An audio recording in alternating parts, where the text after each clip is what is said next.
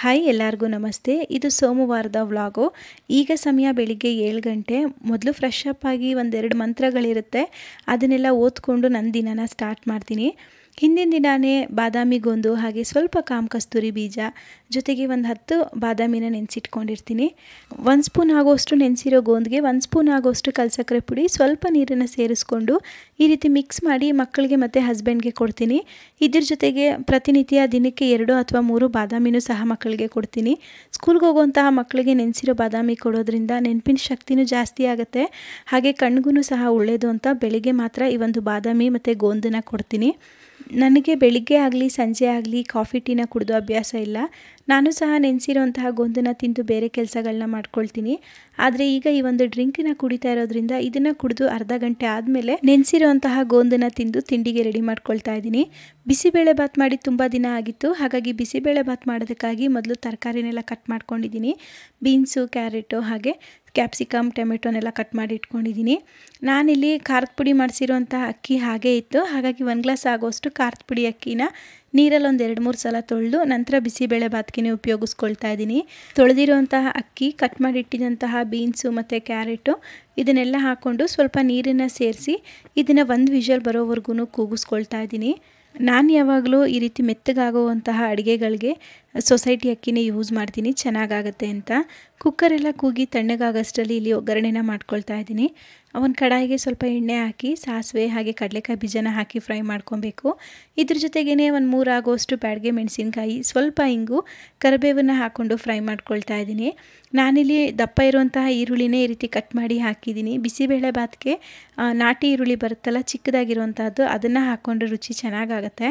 ಈರುಳ್ಳಿ ಎಲ್ಲ ಸ್ವಲ್ಪ ಫ್ರೈ ಆಗ್ತಿದ್ದಾಗೇ ಕಟ್ ಮಾಡಿ ಇಟ್ಟಿದ್ದಂತಹ ಟೊಮೆಟೊ, ಕ್ಯಾಪ್ಸಿಕಮ್ನ ಹಾಕಿ ಇದ್ರ ಜೊತೆಗೇ ಒಂದು ಸ್ವಲ್ಪ ಹಸಿ ಬಟಾಣಿನ ಹಾಕಿನೂ ಸಹ ಫ್ರೈ ಮಾಡಿಕೊಂಡು ಟೊಮೆಟೊ ಎಲ್ಲ ಕಂಪ್ಲೀಟಾಗಿ ಮೆತ್ತಗಾದ್ಮೇಲೆ ಒಂದು ಸ್ವಲ್ಪ 3 ಸ್ಪೂನ್ ಆಗೋಷ್ಟು ಹುಣಸೆಹಣ್ಣಿನ ರಸನ ಸೇರಿಸ್ಕೊಂಡು ರುಚಿಗೆ ಎಷ್ಟು ಬೇಕಾಗುತ್ತೆ ಅಷ್ಟು ಉಪ್ಪು, 1/4 ಟೀ ಸ್ಪೂನ್ ಆಗೋಷ್ಟು ಅರಿಶಿನ ಪುಡಿ, ಅರ್ಧ ಸ್ಪೂನ್ ಆಗೋಷ್ಟು ಕೆಂಪು ಮೆಣಸಿನ ಪುಡಿ, ಮನೇಲೇ ಮಾಡಿರೋಂತಹ 2 ಸ್ಪೂನ್ ಆಗೋಷ್ಟು ಬಿಸಿಬೇಳೆಬಾತ್ ಪೌಡರ್ನ ಹಾಕಿ ಮಿಕ್ಸ್ ಮಾಡ್ಕೊಳ್ತಾ ಇದ್ದೀನಿ.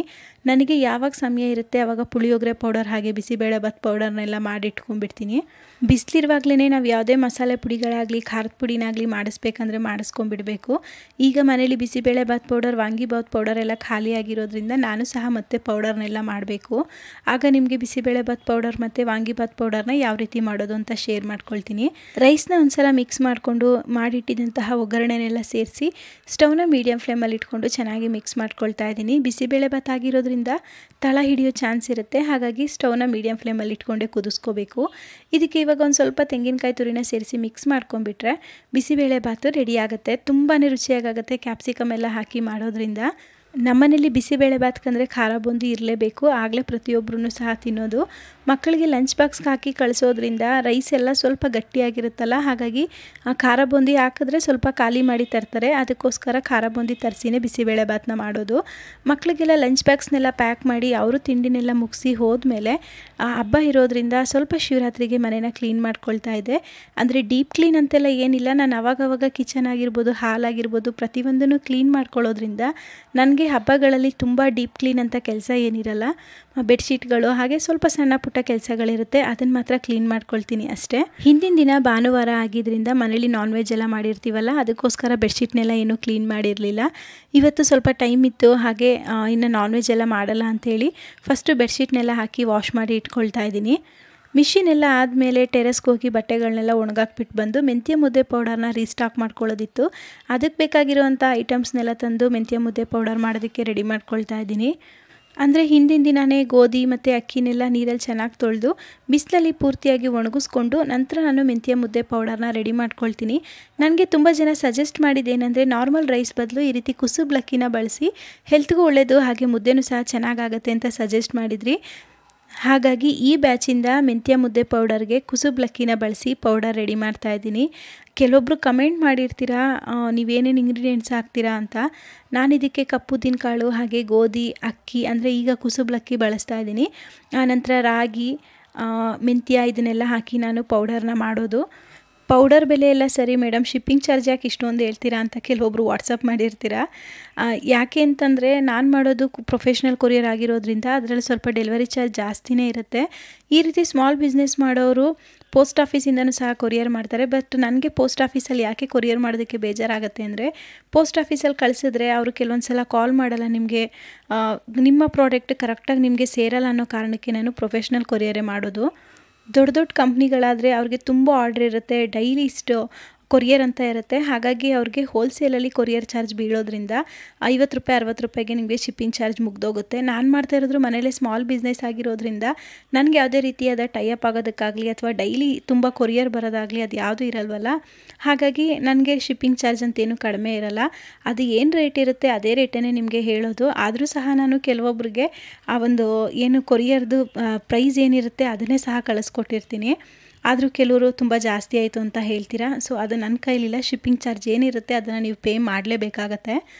ಅದರಲ್ಲೂ ಸ್ಟಾರ್ಟಿಂಗ್ ಕೊರಿಯರ್ ಚಾರ್ಜ್ ಎಲ್ಲ ಎಷ್ಟಾಗುತ್ತೆ ಏನು ಅಂತ ಸರಿಯಾಗಿ ಗೊತ್ತಾಗದೆ ಕಡಿಮೆ ರೇಟನ್ನ ಹೇಳಿ ಅಲ್ಲೋದ್ಮೇಲೆ ಸ್ವಲ್ಪ ಜಾಸ್ತಿ ಆಯಿತು ಕೊರಿಯರ್ ಚಾರ್ಜ್ ಅಂತ ನಾನೇ ಕೈಯಾರೆ ಹಾಕಿನೂ ಸಹ ಕೊರಿಯರ್ ಮಾಡಿರೋದಿದೆ. ಅದರಲ್ಲೂ ಸ್ವಲ್ಪ ಜನರಿಗೆ ಕೊರಿಯರ್ ಸ್ಲಿಪ್ಪನ್ನು ಕಳಿಸಿದ ಮೇಲೆ ಪರವಾಗಿಲ್ಲ ನಾವೇ ಪೇ ಮಾಡ್ತೀವಿ ಅಂತ ಎಕ್ಸ್ಟ್ರಾ ಇರೋದನ್ನು ಸಹ ಪೇ ಮಾಡಿದ್ದಾರೆ. ಇನ್ನೊಂದಷ್ಟು ಜನ ನೀವು ಹೇಳಿದ್ದೆ ಇಷ್ಟು, ಹಾಗಾಗಿ ನಾನು ಅಷ್ಟನ್ನೇ ಕಳಿಸಿದ್ದೀನಿ, ಪೇ ಮಾಡಲ್ಲ ಅಂತ ಅನ್ನೋರು ಇದ್ದಾರೆ. ಹೀಗೆ ಬಿಸ್ನೆಸ್ ಅಂದರೆ ಸ್ವಲ್ಪ ಮೇಲೆ ಕೆಳಗಡೆ ಏರುಪೇರು ಇದ್ದೇ ಇರುತ್ತೆ. ನಾನು ಸಹ ಈಗ ಕಲಿತಾ ಇದ್ದೀನಿ. ಅದ್ರ ಬಗ್ಗೆ ಇನ್ನೂ ಸ್ವಲ್ಪ ಜಾಸ್ತಿ ತಿಳ್ಕೊಳ್ಳೋದಕ್ಕೂ ಟ್ರೈ ಮಾಡ್ತೀನಿ. ಇನ್ನು ಮಕ್ಕಳು ತುಂಬ ದಿನದಿಂದ ಪಿಜ್ಜಾನ ಕೇಳ್ತಾಯಿದ್ರು. ಮನೇಲೇ ಮಾಡೋಣ ಅಂಥೇಳಿ ಐಟಮ್ಸ್ ತಂದಿಟ್ಟಿದ್ರು ಸಹ ಮಾಡೋದಕ್ಕೆ ಸಮಯನೇ ಸಿಕ್ಕಿರಲಿಲ್ಲ. ಹಾಗಾಗಿ ಇವತ್ತು ಪಿಜ್ಜಾ ಮಾಡಲೇಬೇಕು ಅಂತ ಮೊದಲಿಗೆ ಒಂದು ಬೌಲ್ಗೆ 1 ಕಪ್ ಆಗುವಷ್ಟು ಬೆಚ್ಚಗಿರುವಂತಹ ಹಾಲು, 2 ಸ್ಪೂನ್ ಆಗುವಷ್ಟು ಈಸ್ಟು, ಹಾಗೆ 1 ಸ್ಪೂನ್ ಆಗುವಷ್ಟು ಸಕ್ಕರೆನ ಹಾಕ್ಕೊಂಡು ಈಸ್ಟನ್ನು ಆ್ಯಕ್ಟಿವ್ ಆಗೋದಕ್ಕೆ ಇಟ್ಟಿದ್ದೀನಿ. ನಂತರ ಒಂದು ಮಿಕ್ಸಿಂಗ್ ಬೌಲ್ ತೊಗೊಂಡು 2 ಕಪ್ ಆಗುವಷ್ಟು ಮೈದಾ ಹಿಟ್ಟು, 1/4 ಟೀ ಸ್ಪೂನ್ ಆಗುವಷ್ಟು ಉಪ್ಪನ್ನು ಸೇರಿಸ್ಕೊಂಡು ಒಂದು ಸಲ ಚೆನ್ನಾಗಿ ಮಿಕ್ಸ್ ಮಾಡ್ಕೊಬೇಕು. ಅಷ್ಟರಲ್ಲಿ ನಾವು ಹಾಕಿರುವಂತಹ ಈಸ್ಟ್ ಸಹ ಚೆನ್ನಾಗಿ ಆ್ಯಕ್ಟಿವ್ ಆಗಿರುತ್ತೆ. ಮೇಲೆಲ್ಲ ಈ ರೀತಿ ನೊರೆ ಬಂದಿದೆ ಅಂತ ಅಂದರೆ ಈಸ್ಟ್ ಆ್ಯಕ್ಟಿವ್ ಆಗಿದೆ ಅಂತ ಅರ್ಥ. ಈಗ ನಾವು ಮೈದಾ ಹಿಟ್ಟು ಸಕ್ಕರೆ ಹಾಕಿದ್ವಲ್ಲ ಅದಕ್ಕೆ ಈ ಒಂದು ಈಸ್ಟ್ ಹಾಲನ್ನು ಸೇರಿಸ್ಕೊಂಡು ಚೆನ್ನಾಗಿ ಮಿಕ್ಸ್ ಮಾಡ್ಕೊಬೇಕು. 2 ಕಪ್ ಆಗುವಷ್ಟು ಮೈದಾ ಹಿಟ್ಟಿಗೆ ಕರೆಕ್ಟಾಗಿ 1 ಕಪ್ ಆಗುವಷ್ಟು ಹಾಲು ಬೇಕಾಗತ್ತೆ. ಒಂದು ವೇಳೆ ತುಂಬ ತೆಳುವಾಯಿತು ಅಂತ ಅಂದರೆ ಇನ್ನೊಂದು ಸ್ವಲ್ಪ ಮೈದಾ ಹಿಟ್ಟನ್ನು ಹಾಕಿ ಮಿಕ್ಸ್ ಮಾಡ್ಕೊಬೋದು. ಅಥವಾ ಗಟ್ಟಿ ಆಯಿತು ಅಂತ ಅನಿಸಿದ್ರೆ ಹಾಲು ಬದಲಾಗಿ ನೀರನ್ನು ಸಹ ಸೇರಿಸಿ ನಾವು ಇದನ್ನು ಮಿಕ್ಸ್ ಮಾಡ್ಕೋಬೋದು. ಪಿಜ್ಜಾ ಮಾಡೋದಕ್ಕೆ ಬೇಸೆಲ್ಲ ಹೊರಗಡೆನೇ ಸಿಗುತ್ತೆ. ಆದರೆ ನಾನು ಯಾವುದನ್ನು ಸ್ವಲ್ಪ ಆಚೆಯಿಂದ ತರದೇ ಇರೋ ಕಾರಣ ಪಿಜ್ಜಾ ಬೇಸ್ನ ಮನೇಲೇ ಮಾಡ್ಕೊಳ್ತಾ ಇದ್ದೀನಿ. ಅದು ಸಹ ಈ ಒಂದು ಬೇಸನ್ನು ನಾನು ಟ್ರೈ ಮಾಡ್ತಾ ಇರೋದು ಫಸ್ಟ್ ಟೈಮು. ಪಿಜ್ಜಾನ ಟ್ರೈ ಮಾಡಿದ್ದೆ, ಬಟ್ ಪಿಜ್ಜಾ ಬೇಸ್ನ ಯಾವಾಗಲೂ ಟ್ರೈ ಮಾಡಿರಲಿಲ್ಲ. ಸೊ ಈ ಸಲ ಮಾಡಿ ನೋಡೋಣ ಅಂತ ಮಾಡ್ತಾಯಿದ್ದೀನಿ. ಈಗ ಮೈದಾ ಹಿಟ್ಟನ್ನು ಚೆನ್ನಾಗಿ ಕಲಿಸ್ಕೊಂಡ್ಮೇಲೆ ಈ ರೀತಿ ಎಳೆದು ಸಾಫ್ಟ್ ಆಗೋವರೆಗೂ ಕಲಿಸ್ಕೋಬೇಕು. ಹಿಟ್ಟು ಸಾಫ್ಟ್ ಆಗ್ತಿದ್ದಾಗೇ ನಾನ್ ಸ್ಟಿಕ್ಕಿ ಆಗುತ್ತೆ, ಅಂದರೆ ಕೈಗೆ ಅಂಟ್ಕೊಳ್ಳೋದಿಲ್ಲ. ಅಲ್ಲಿವರೆಗೂ ಚೆನ್ನಾಗಿ ಇದನ್ನು ನಾದ್ಕೊಂಡು ಒಂದು ಬೌಲ್ಗಿಟ್ಟು ಸುತ್ತ ಎಣ್ಣೆನ ಹಾಕಿ ಈ ರೀತಿ ಒಂದು ಕವರ್ನ ಹಾಕಿ ಕ್ಲೋಸ್ ಮಾಡ್ಕೊಳ್ತಾ ಇದ್ದೀನಿ. ಇದನ್ನು ಏನಿಲ್ಲ ಅಂದರೂ 1 ಗಂಟೆಗಳ ಕಾಲನಾದರೂ ಬಿಡಬೇಕು. ನಾವು ಹಾಕಿರುವಂಥ ಹಿಟ್ಟು ಡಬಲ್ ಸೈಜಲ್ಲಿ ಆಗುತ್ತೆ, ಅಲ್ಲಿವರೆಗೂ ಇದನ್ನು ಹಾಗೆ ಬಿಟ್ಬಿಡಬೇಕಾಗತ್ತೆ. ಹಾಗಾಗಿ ಆನ್ಲೈನಿಂದ 2 ಸೀರೆನ ತರಿಸ್ಕೊಂಡಿದ್ದೆ. ತಗೊಂಡು ತುಂಬ ದಿನ ಆಗಿದ್ರೂ ಸಹ ಬ್ಲೌಸನ್ನ ಸ್ಟಿಚ್ ಮಾಡೋದಕ್ಕೆ ಕೊಟ್ಟಿರಲಿಲ್ಲ. ಇದು ಬಂದು 1 ಮಿನಿಟ್ ಸ್ಯಾರಿ ಅಂತಾರಲ್ಲ, ಅಂದರೆ ರೆಡಿಮೇಡ್ ಸ್ಯಾರಿ ಬರುತ್ತಲ್ಲ, ನೆರಿಗೆ ಎಲ್ಲ ಅವರೇ ಸ್ಟಿಚ್ ಮಾಡಿರೋದು ಆ ಸ್ಯಾರಿ. ಇದ್ರ ಬ್ಲೌಸ್ ಬಂದು ರನ್ನಿಂಗಲ್ಲಿ ಏನಿರೋದಿಲ್ಲ, ಇದನ್ನೇ ಸಪ್ರೇಟಾಗಿ ಸ್ಯಾರಿಗೆ ಅಟ್ಯಾಚ್ ಮಾಡಿ ಸ್ಟಿಚ್ ಮಾಡಿರ್ತಾರೆ. ಇನ್ನು ಇದ್ರ ಜೊತೆಗೆ ಈಗ ಟ್ರೆಂಡಲ್ಲಿ ಇದ್ದಿದ್ದಂತಹ ಜಿಮ್ಮಿ ಚೂ ಸಿಲ್ಕ್ ಸ್ಯಾರಿನ ತೊಗೊಂಡಿದ್ದೆ. ಇದನ್ನು ಸಹ ಆನ್ಲೈನಲ್ಲೇ ತರಿಸ್ಕೊಂಡಿದ್ದು. ಇದಕ್ಕೆ ಎಷ್ಟು ಬೇಕಾಗುತ್ತೆ ಅಷ್ಟು ಬ್ಲೌಸ್ ಪೀಸ್ನ ನೋಡಿಕೊಂಡು ಕಟ್ ಮಾಡಿಕೊಂಡೆ. ಈ 2 ಸ್ಯಾರಿಗೂ ಸಹ ಫಾಲ್ಸ್ ಬೇಕಾಗಿತ್ತು. ಹಾಗಾಗಿ ಸೀರೆನೇ ತೊಗೊಂಡೋಗಿ ಫಾಲ್ಸ್ ಎಲ್ಲ ತೊಗೊಂಬಂದು ಬ್ಲೌಸನ್ನೆಲ್ಲ ಸ್ಟಿಚ್ಚಿಗೆ ಕೊಟ್ಟು ಬಂದೆ.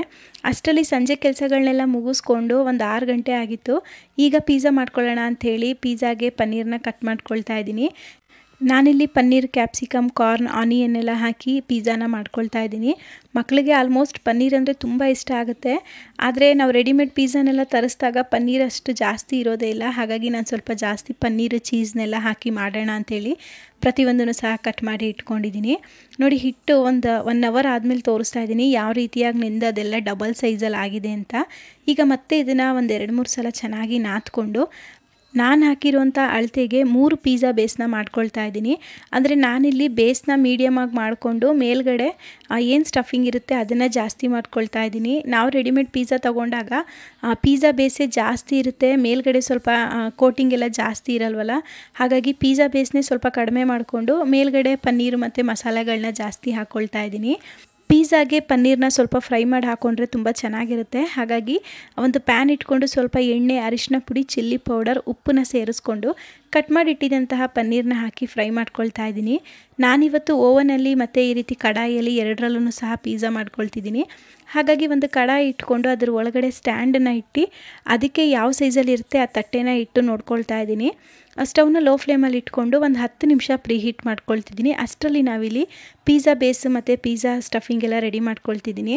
ಒಂದು ತಟ್ಟೆಗೆ ಸ್ವಲ್ಪ ಎಣ್ಣೆನ ಸವರ್ಕೊಂಡು ಈ ರೀತಿಯಾಗಿ ನಾವೇನು ಪಿಜ್ಜಾ ಬೇಸ್ ಹಿಟ್ಟನ್ನು ರೆಡಿ ಮಾಡಿದ್ವಿ ಅದನ್ನು ಆ ತಟ್ಟೆ ಎಷ್ಟು ಅಗಲ ಇದೆ ಅಷ್ಟು ಅಗಲವಾಗಿ ಇದನ್ನು ಸಮನಾಗಿ ಬರೋ ರೀತಿಯಾಗಿ ಕೈಯಲ್ಲೇ ಲಟ್ಟಿಸ್ಕೋಬೇಕು. ಮೈದಾ ಹಿಟ್ಟು ಬೇಡ, ಹೆಲ್ದಿ ವರ್ಷನಲ್ಲಿ ಬೇಕು ಅಂತ ಅಂದರೆ ಗೋಧಿ ಹಿಟ್ಟನ್ನು ಸಹ ಉಪಯೋಗಿಸ್ಕೋಬೋದು. ಈಗ ಒಂದು ಫೋರ್ಕ್ ಸ್ಪೂನಿಂದ ಇದನ್ನು ಎಲ್ಲ ಕಡೆಗೂ ಈ ರೀತಿ ಹೋಲ್ ಮಾಡ್ಕೊಬೇಕು. ಈ ರೀತಿ ಹೋಲ್ ಮಾಡೋದ್ರಿಂದ ಪಿಜ್ಜಾ ಬೇಸು ಹುಬ್ಬಿ ಬರೋದಿಲ್ಲ, ಫ್ಲ್ಯಾಟ್ ಆಗಿರುತ್ತೆ. ಹಾಗಾಗಿ ಈ ರೀತಿಯಾಗಿ ಹೋಲ್ ಮಾಡ್ಕೊಳ್ತಾ ಇದ್ದೀನಿ. ಈ ರೀತಿಯಾಗೆಲ್ಲ ಹೋಲ್ ಮಾಡ್ಕೊಂಡ್ಮೇಲೆ ಮೇಲ್ಗಡೆ ನಾನಿಲ್ಲಿ ಪಿಜ್ಜಾ ಸಾಸನ್ನ ಹಾಕ್ತಾಯಿದ್ದೀನಿ.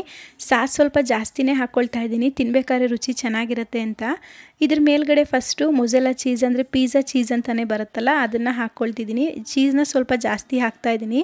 ನಮ್ಮನೇಲಿ ಮಕ್ಕಳಿರೋದ್ರಿಂದ ಚೀಸು ಪನ್ನೀರ್ನೆಲ್ಲ ಇಷ್ಟಪಡ್ತಾರೆ. ಹಾಗಾಗಿ ಚೀಸ್ನ ಸ್ವಲ್ಪ ಜಾಸ್ತಿ ಹಾಕ್ಕೊಂಡು ಇದ್ರ ಜೊತೆಗೆ ಒಂದು ಸ್ವಲ್ಪ ಈರುಳ್ಳಿ ಹಾಕ್ಕೊಳ್ತಾ ಇದ್ದೀನಿ. ಅಂದರೆ ನಾನು ಅಲ್ಲಿ ಹಾಕ್ತಾ ಇರೋವಂಥ ವೆಜಿಟೇಬಲ್ಸ್ ಎಲ್ಲ ನಮ್ಗೆ ಯಾವ್ದು ಇಷ್ಟ ಆಗುತ್ತೆ ಅಥವಾ ಯಾವ ರೀತಿಯಾಗಿ ಡೆಕೋರೇಟ್ ಮಾಡಿಕೊಂಡ್ರೆ ಚೆನ್ನಾಗಿರುತ್ತೆ ಆ ರೀತಿಯಾಗಿ ನೋಡಿ ಡೆಕೋರೇಟ್ ಮಾಡ್ಕೊಬೇಕು. ಇದ್ರ ಜೊತೆಗೇ ಸ್ವಲ್ಪ ಕ್ಯಾಪ್ಸಿಕಮ್ನ ಹಾಕ್ಕೊಂಡಿದ್ದೀನಿ, ಜೊತೆಗೆ ಸ್ವೀಟ್ ಕಾರ್ನು, ಫ್ರೈ ಮಾಡಿಟ್ಟಿದ್ದಂತಹ ಪನ್ನೀರನ್ನ ಸಹ ಹಾಕ್ಕೊಳ್ತಾ ಇದ್ದೀನಿ. ಪನ್ನೀರ್ನು ಸ್ವಲ್ಪ ಜಾಸ್ತಿನೇ ಸೇರಿಸ್ತಾ ಇದ್ದೀನಿ. ಮೇಲ್ಗಡೆ ಎಲ್ಲನೂ ವೆಜಿಟೇಬಲ್ಸ್ನ ಹಾಕ್ಕೊಂಡ್ಮೇಲೆ ಕೊನೆಯದಾಗಿ ಮತ್ತೆ ಸ್ವಲ್ಪ ಚೀಸನ್ನು ಹಾಕ್ಕೊಳ್ತಾ ಇದ್ದೀನಿ. ಚೀಸ್ ಹಾಕ್ಕೊಂಡು ಇದಕ್ಕೆ ಸ್ವಲ್ಪ ಚಿಲ್ಲಿ ಫ್ಲೆಕ್ಸು ಹಾಗೆ ಆರಿಗೆನನ್ನು ಸಹ ಸೇರಿಸ್ಕೊಳ್ತಾ ಇದ್ದೀನಿ.